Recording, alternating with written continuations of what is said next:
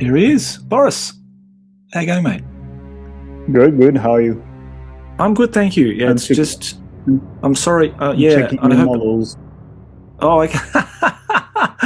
That's all my work models and my personal collection behind me. Yeah. So, like I said, Boris, there's no pressure for me about Incarnation. I'm still painting stuff. Yeah, no pressure here, mate. Okay. I know you're a very, very busy man working for Monolith and creating a wonderful Yeah, project which is called Incarnation, which is really the resurrection of a much loved game from the mid 90s, which is called Confrontation, which is a skirmish game developed by Jean Bay and the wonderful creators and the ingenious ideas and artistry of Rackham Entertainment of the time. And I'm very glad to see it sort of come back in a modern form. So thank you so much again for coming on all the way from France. thank you for having me. My pleasure, mate. And I Yeah, hope the listeners today are sort of informed about this new developing game, and they can also check it out.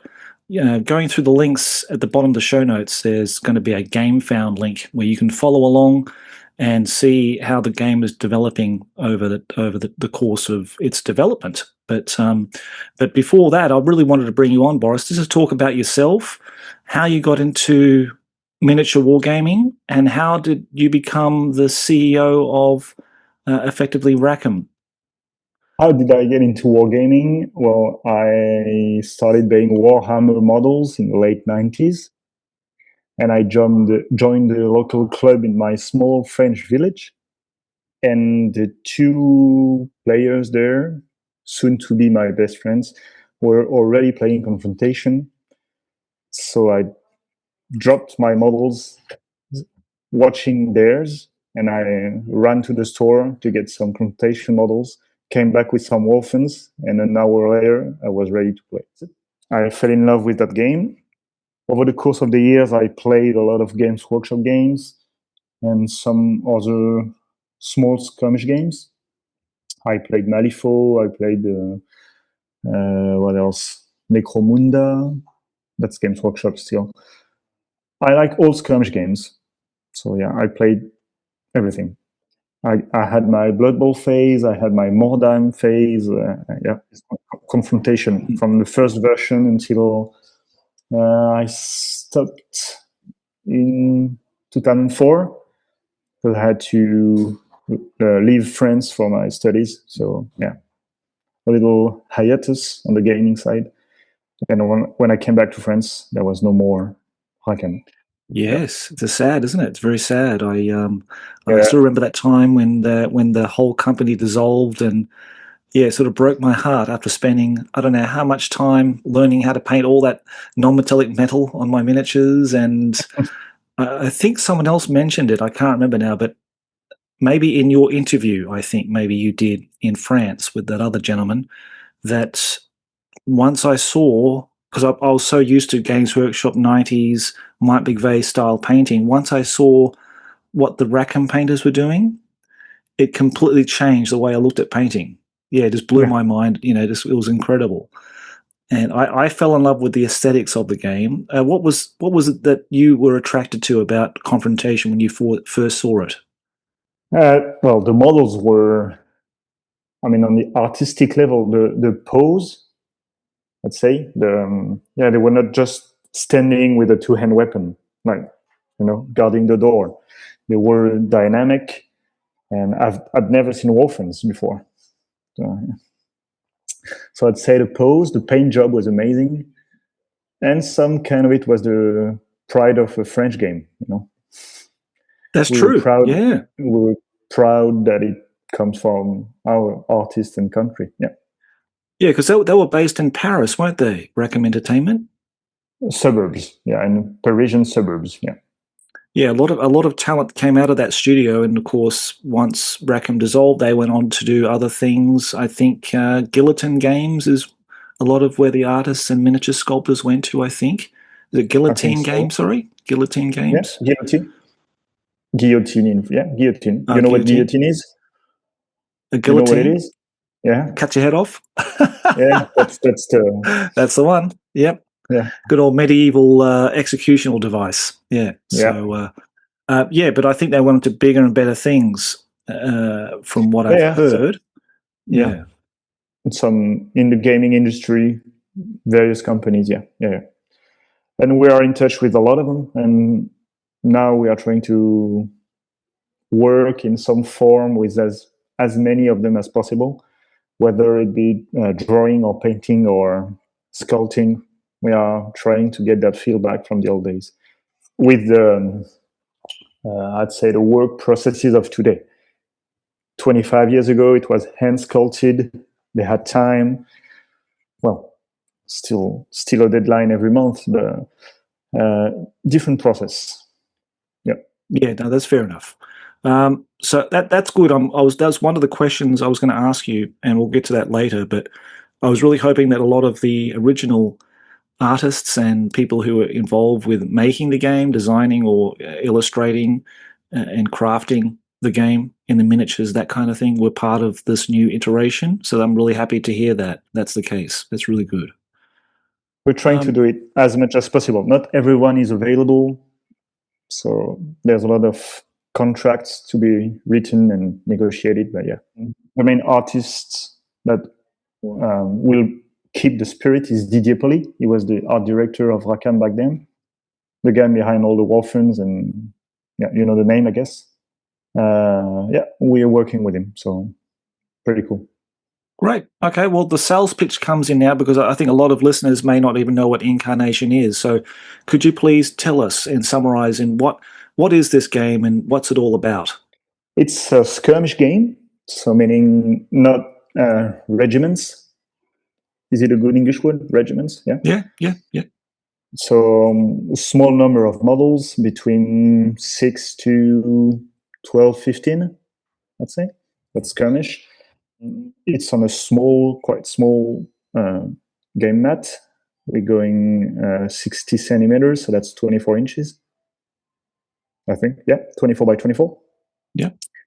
A lot of scenery. We want it fast paced. We want it lethal. We want the player to make choices because your resources are scarce. You don't have 10 regiments. You have 8 models. So every choice has to be critical or decisive. And that's the idea we had behind it. Yeah, bring the idea or the feeling you had in Confrontation, the mood, let's say the vibe, and make it more modern and fast paced. Yeah, we don't want the game to last 3 hours because let's be honest, a Confrontation game lasts 2 to 3 hours. We want to split that in half. I go 1 hour, 1 hour and a half, more than enough. So yeah, with the scenario, victory points, and we use a lot of terrain pieces. We focus on the 3D side of things. You can climb. Confrontation 2 try to do that. You can climb down, you can jump. We're trying to use that from an edge to a lower edge, upper edge, that kind of stuff. You can push and make somebody fall to take damage. It draws you inside the game. I think some kind of immersion. You want to push that model down. You don't do it, but you have your model to push the other model. And we kept the ultimate activation sequence. You remember from Confrontation 3? Yeah. Yep. So you have to anticipate. That's what you say, I guess. Yeah. In which order you will activate your models. That's one of the strategic tactical points we like, and we kept it. Good. I'm glad about that. Yeah. That's good. Because I'm not such a big player. I haven't really played Confrontations a lot because I just couldn't find people to play the game with me. But I'm more coming from the painting side of things because I love the models, I love the aesthetic of the game, I love the painting skill that went into those miniatures, and I wanted to replicate that. Names do you remember? Martin. I won't pronounce his last name because I'll get it terribly wrong. It starts with a G. Martin Grandbar. But I think you interviewed him a few years back. Okay, I did. Yeah, he's a great guy, and I hope to catch up with him next time he's in Japan. I hope to get together with him and have a beer with him at some point. Lovely guy, and he gave me a wonderful interview on the channel, which is really nice.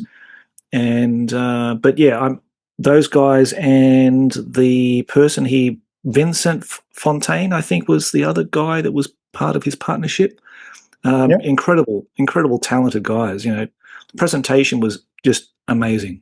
revolutionary at the time. Yeah, Yeah, the absolutely, fact that you could absolutely. see the paint job on the back and the model that you have to assemble. I mean, the blister. Yeah, it was awesome. Great. When I played it, it's pretty crunchy. You got a lot of abilities, and each model is almost like a character model on the tabletop. Mhm. Did you keep that kind of essence to the game in Incarnation, or have you sort of stripped it back a bit? On the stats, you mean? On the On number of the stats? on the abilities, of course, the stats. I know you have stripped a few of the stats back, but the abilities, have Yeah. you sort of So changed that a bit more or not? we kept the abilities. We try to gather some using keywords. If you get some type of bonus, how could I say that without leaking too much? So, let's say you can get a buff in a stat. It will be, you won't have 8 stats for the 8 skills. For the 8, you won't have 8 skills for the 8 stats. You will Right. have 1 skill / X for the stat.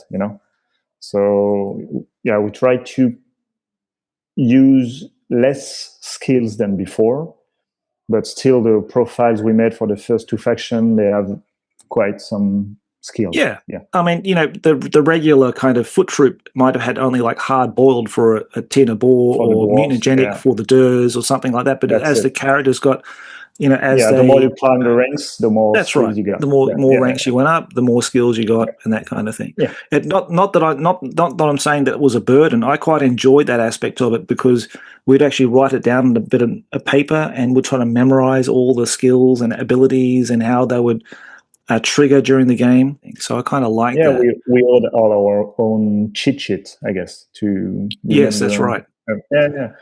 Nowadays, Yeah. you can use mobiles. You can use an app. You can use an online builder. Yeah, we are working on an app. Oh, fantastic. Okay. I think that was one of the questions I was going to ask you, which is a good segue, actually. We'll just jump straight into the questions and about Incarnation, because I've got a few burning questions for you.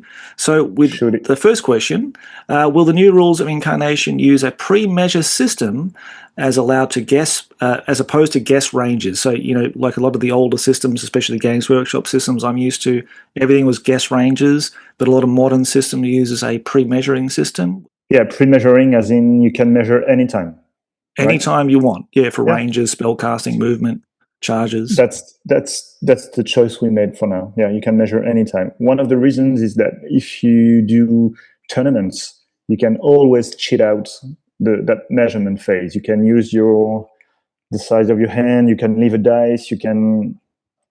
There's a lot of exploits and cheating when you cannot measure.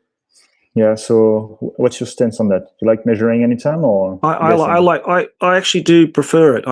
I'm playing, in the modern games I play, it's all pre-measured, and I kind of Yeah. like it, because during COVID we did a lot of remote gaming through Discord. I would set up the table, and I'd have all the miniatures, and the guys would tell me where they want to move their units, and they roll the dice.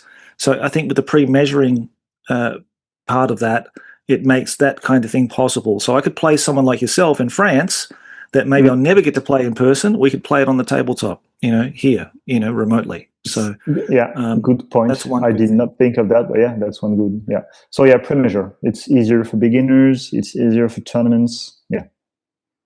Great. Now, as I'm not a tournament guy, I prefer to play narratively. So the second question, as a fan of narrative play, will Incarnation include narrative elements into the gameplay in the form of scenarios for objectives and that kind of thing? Yeah, totally. Yeah. Incarnation is focused on the incarnates. They all have their own story. We took a lot of time writing some lore. So yeah, it will be part of the game. Yeah, it's still to be defined how, but yeah, it's important to us to have that narrative part of the game. Yeah. Wonderful. I'm really happy to hear that, because I love the Act 1, Act 2, Act 3, Act 4 cards you got in some of the characters. I really Yeah. love those little things they It included was with a that. great idea, I think, but it was too hard to accomplish. I think Yes. the difficulty setting was way too high. Yes. But it I would was a totally great agree with idea. that. It was a Yeah. great idea. Probably just not play tested enough, I think, maybe. Yeah. Will Incarnation include any secret objectives? Not for now. No. Not For for now. now, Okay. you get the scenario includes a common objective, like killing the incarnate. Yep. That brings victory points. You get common objectives as in control that zone, climb the highest, pick up that token, move it there. You know, those classic mechanics, killy, grabby, controlly. Yep. That's some classic mechanism, yeah. That incarnate, because when you kill it, it comes back stronger in Incarnation. Oh, right. Well, there you go. You reincarnate, yeah. That's one of the core mechanics. So you have to decide, do I really want to kill that big wolfen predator? And he's going to come back. You got to choose your timing, because if you don't kill it now, he's going to hurt you. If you kill him now, you're going to gain some time, but he's coming back buffed. So, yeah. Wow. Okay, that's interesting. Very good. Yep. I like that idea. Now, you've actually answered this question previously. Will terrain rules play a more significant role in Incarnation? Because I think in 3rd edition, it was a very sparse tabletop, and terrain really didn't play any kind of role in the games that I experienced anyway. Yeah. It does, yeah. There's the obscuring side of terrain for line of sight, so that plays a role. But yeah, we worked on 3D terrain pieces to climb up, to push down, to use that terrain in many ways. Yeah, you can jump from, let's say you have I don't know if people will see me, but you get an edge and you can jump down on the wall below. Yeah, you should do that. Yeah. Oh, cool. Okay. Well, I'm happy about that. That's be great. People like, is it THM Miniatures, the gentleman over in Canada, I think, who makes a lot of resin terrain, really beautiful stuff. So people can get a lot of that to use. Wink, wink. Yeah. Wink, wink. That's it. I knew he'd be somehow involved with all of this. That's good. I'm happy about that for you. Thierry, isn't it? Thierry? Yeah, that's Thierry. Very talented painter too. Extremely talented painter. Former Rackham painter, I think. I think he was involved with a terrain or painting or something. He was definitely involved somehow with it. Yeah. So, yeah, very talented. I love his terrain. I think his terrain's absolutely beautiful. Same. Now, how soon will we see legacy factions appear in Incarnation, such as the Tinabod dwarves or the goblins or griffins and that kind of thing? What do you mean by legacy? Everything is legacy at this point. Yeah, well, that's it. But yeah, yeah, we plan on using and releasing every faction. Oh, great. Okay, that's maybe definitely not in the first year, because we are starting from zero, starting again from scratch. Yep. We take our time. It's been we heard that criticism. It's fair. We are slow. We take our time. That's fine. And we plan on releasing multiple factions every year, and we'll try to give every faction some boxes before going back to the first one. There will be Wolfen and Halahan. They will be the first two. They won't get another box before everybody does. Oh, that's good. That's good to hear. I got to say, the new miniatures look really, really nice. I think they've done a fantastic job. Whoever's designed them, I think they're really beautiful. I've never been an Alahan or Wolfen guy ever, but looking at those miniatures, I really want them now and to paint them. So yeah, I'd be very interested in picking those up at some point. The design is by Didier Poli, and the sculpt is Maxime Defoulny, very talented guy. Yep. Yeah, no, they've done a wonderful job for the Wolfens. Yeah, for the Wolfens. Right, excellent, really good. You did mention, and I got very happy and excited about this in your interview with the French presenter there, that you're changing it to a D10 system rather than a D6. Why was this the case? D6, as in used in confrontation, was a lot of frustration. The ones failing and the 6 almost automatically being a success means that in 1/3 of the cases, your stat don't matter. If you roll 1 of 6, it's 1/3 of the rolls, and your stat is useless. So that leads to a lot of frustration. So and D10 makes sense. It's die that's commonly used in some games. I mean, it's a gaming dice. It's you don't have it in your family board game, I guess, but in the gaming world, D10 is quite common. It's easy for the stats. If you want to guess your opponent's chance to roll that, it's easy to use. So yeah, it makes sense. And we use more dice than in confrontation. If you remember correctly, you had 2 dice to wound, 1 die to roll your attack. So yeah, the one was even more critical.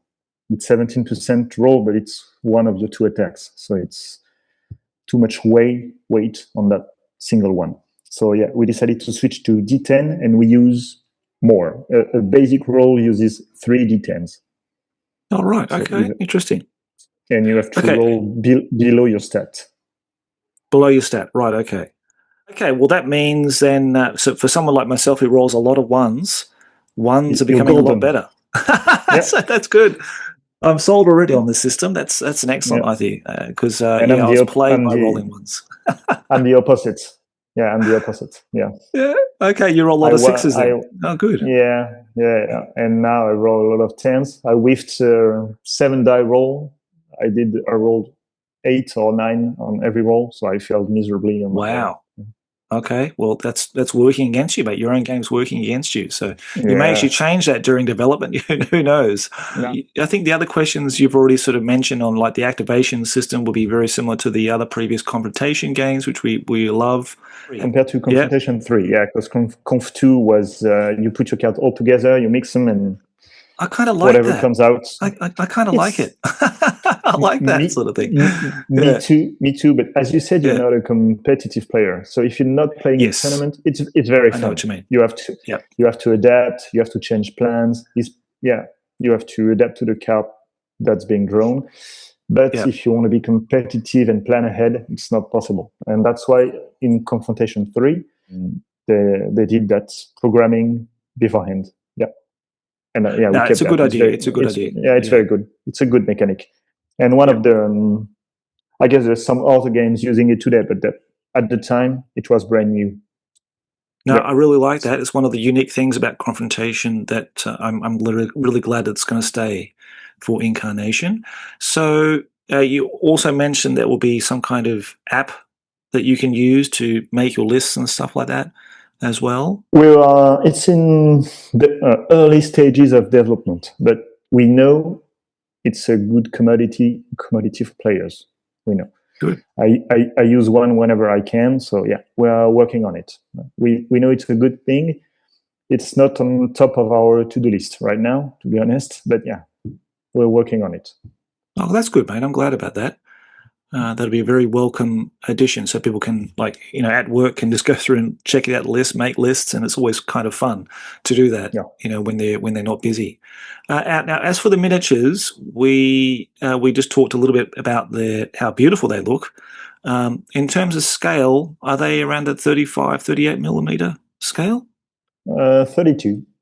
32 millimeters. Okay, cool. All right. Yeah. And of course, someone like myself, I love metal miniatures, the old lead miniatures. As you can see behind me, there's cabinets full of them. But obviously nowadays we're going to be more realistic. They're going to be made in a new material. Can you talk a little bit about what material the miniatures will be made out of? Yeah, sure. So first, I'd say metal is out of the question because it's too expensive, too slow to produce, too hard to produce today. Yeah. And just one quick question for you: you prefer to paint on metal or on plastic or resin? What's your metal. favorite? Metal. Really? Yeah. Okay. Yeah. Okay, I'll take it. I was very, very bad on metal. I don't really like paint. Yeah, I don't like it. But I'm a bad painter anyway. So I'm a commissioned painter, Boris. I'll help you out with there, mate. No worries. Oh, okay. Thanks. Thank you. And to go back to the question, models will be made in HIPS plastic. So that's sprues with hard plastic. High intensity polystyrene, I'd say in English. Yeah. The same plastic as Warhammer. With the sprues. Oh, good. Yeah. So Okay, that's excellent. hard plastic. Yeah. Good, good, good, good. Thank you so much for that. I Praise think it's Baron for that, because if it came in soft yeah, plastic, I'd be totally out. yeah, I get it. No, I can't stand that stuff. it's Yeah. I think today it's my personal opinion and Mm, professional opinion. I'd say as well, it's mm. the best material there is right now. Yep. Okay. Well, that's good. I'm glad that you're, putting science into the production of the miniatures, using the best material for it, and of course, it's better because it's And lightweight. It's easy yeah, to ship around and that kind of ship. thing. Well, to be clear, Monolith is dealing with production, not Rackham. Sure. Right. Yeah, that's We are fine. No, that's working good. with slash for them, Yep. developing the game and designing the models, but they are producing, promoting, selling, shipping, delivering. Good. Well, you'll be very happy with that because that sort of alleviates a lot of stress on your shoulders about doing all Yeah, of that. You can just concentrate and on that's making their the best skill. game. Yeah, that's Yeah, right. That's and what they're good at. That's they're that's good what they're at. good at. Yeah.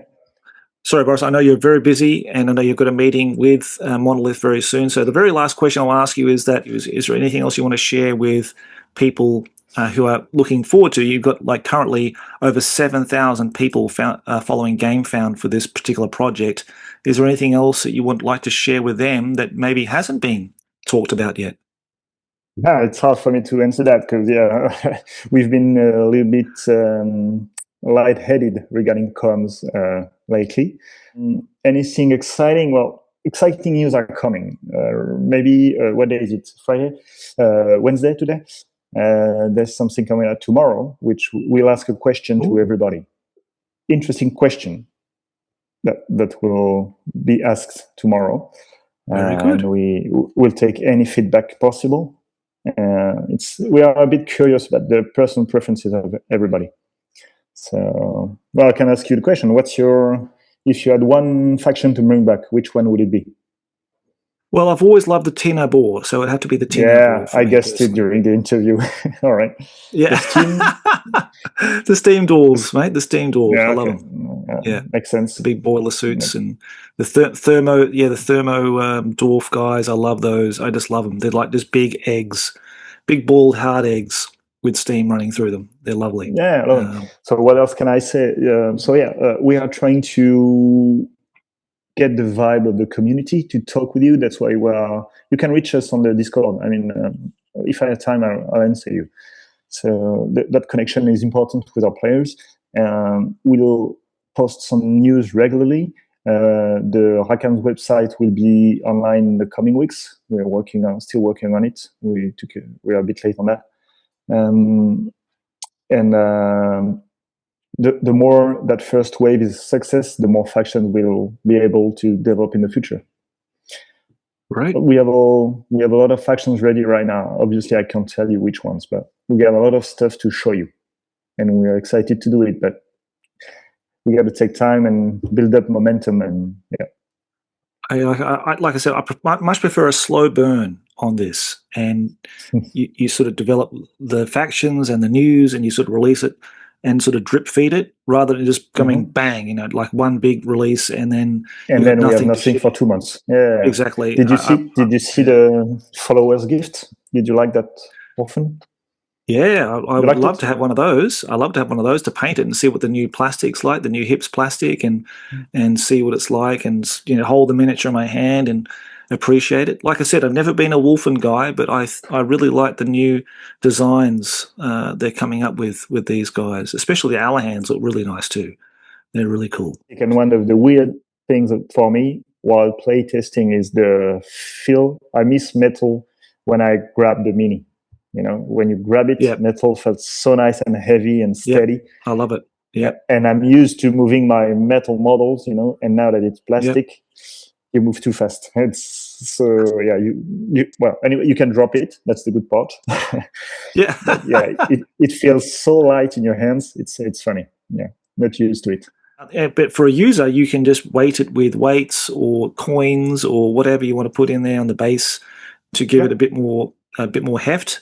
But yeah, big otherwise, magnets, coins, or whatever used to. Yeah, you yeah, can. yeah, yeah.